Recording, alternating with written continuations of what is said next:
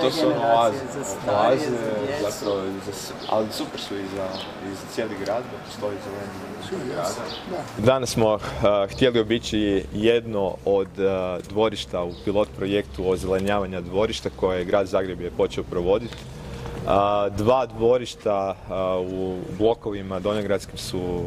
završena i još dva će se završiti do kraja tjedna. Sad kažem, ne govorimo samo zapravo o donjogradskim blokovima, ne govorimo i o blokovima u širem i u drugim dijelovima grada, ali ključno da se radi o blokovima između stambenih zgrada, zato što su oni na neki način polujavni prostori koji imaju jako puno potencijala i voljeli bi da se na neki način revitaliziraju. Sad, tu smo pričali baš sa stanarima koji su prijavili svoje dvorište na natječaj i puno im ovo znači zato što su se i kroz proces i prijave, a onda kasnije kad su počeli radovi na neki način čak i upoznali i već raspodijelili poslove oko održavanja ko će šta raditi, jer ono što je ideja ovog projekta jest da inicijalno kapitalni trošak projektiranja i postavljanja, ne znam, ozelenjavanja, postavljanja nekakve urbane opreme kao što su klupe, žardinjere, da to plati grad. Međutim, da samo održavanje, budući da se radi o privatnom vlasništvu, da samo održavanje kasnije na sebe preuzmu suvlasnici ovih više stambenih zgrada, odnosno stanari. To je ono što je dogovor. I evo, 7 od 25 dvorišta koje su u nekoj ovoj prvoj fazi će biti radovi financirani iz EU fondova, a ostatak iz gradskog proračuna. Malo smo limitirani sa brojem privatnih poduzeća koji se javljaju na natječaj da provode radove, jer bi htjeli puno brže, zapravo puno veći broj samih blokova uređivati, ali smo već poduzeli određene mjere i na GSV-u i sa obrtnicima da što više ih zainteresiramo da se javljaju na gradske natječaje, na javne nabave kako bi u što većem broju, što brže mogli ozelenjavati dvorišta. Sad,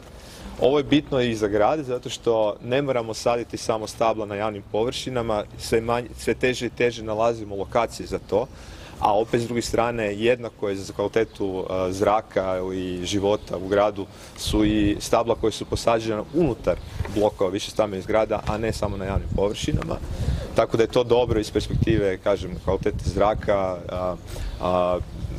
borbe protiv klimatskih promjena. Međutim, ponavljam, ono što nam je ključna stvar da su to na neki način polujavni prostori gdje se onda stanari mogu okupljati, družiti, socijalizirati i zapravo prije svega se bolje organizirati oko zajedničkog održavanja i upravljanja zajedničkim prostorima, jer to jesu zapravo dvorišta unutar blokova. Ponavljam, ne radi se samo o Donjem i Gornjem gradu, na Trešnjici će isto tako biti uređena sad do kraja tjedna još 2 bloka. Ono što me posebice veseli jest, budući da se radovi uglavnom odvijaju nekako u zimi do proljeća, da ćemo vidjeti prije svega u punom cvatu, ajmo reći, ruhu ova dvorišta kad se još malo ozelene i kad sve te biljke koje su zasađene narastu i budu u svom punom sjaju. Htjela sam zapravo istaknuti da je ovaj projekt ozelenjavanja dvorišta grada Zagreba već i europski prepoznat. Izgleda da će biti hit u smislu da ne samo da je dobio već europska sredstva, nego je veliki interes za njim u međunarodnom kontekstu i dosta smo na to ponosni jer je zapravo stvarno nastao ono što se kaže u kućnoj radinosti od naših službenika mega ureda koji su inicijalno zamišljajući i razmišljajući kako zapravo udahnuti novi život donjogradskim blokovima, kreirali nešto što donosi veliku dodanu vrijednost. I onda unutar tog EU projekta, znači jedan dio ove šire priče koje je gradski javni poziv je i EU projekt i onda unutar tog EU projekta imamo ekspertizu Agronomskog fakulteta i stručnjakinje, profesorice s Agronomskog fakulteta koje održavaju radionice sa suvlasnicima oko izbora zapravo konfekcije i svega toga što ulazi ovdje u smislu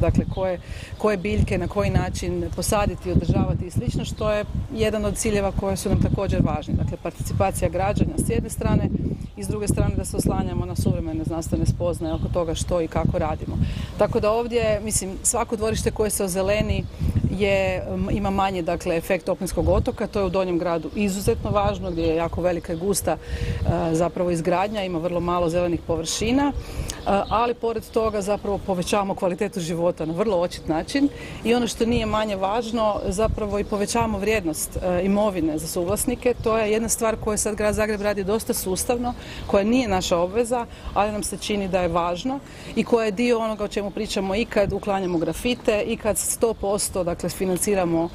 obnovu pročelja, isto tako i platoa. Dakle, to su sve suvlasnički prostori, zapravo privatni prostori, ali s obzirom na zapravo dugi niz godina u kojem su svi aspekti grada bili zapušteni, pa tako i ti,